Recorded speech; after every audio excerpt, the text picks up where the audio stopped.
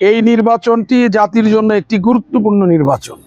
কারণ ইতিপূর্বে দেশে যে নির্বাচনের বেহাল অবস্থা চলেছে, এমনও হয়েছে দিনেরটা রাতে হয়ে গেছে, এরকম গল্প আছে লোকমুখে, এবং এটি সত্যও।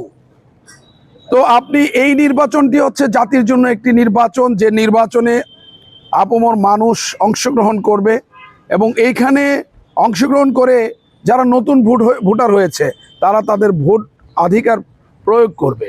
এই যে ভোটাধিকার প্রয়োগের একটি দারুণ একটা সুযোগ এবারে নির্বাচনে এসেছে। আগামী 12ই ফেব্রুয়ারি জাতীয় সংসদ নির্বাচন। আমি মনে করি বর্তমান সরকার এই নির্বাচনটিকে উৎসবের আমেজে আয়োজন করেছে এবং এই নির্বাচনটি শতভাগ নিরপেক্ষ হবে আমি আশা করি।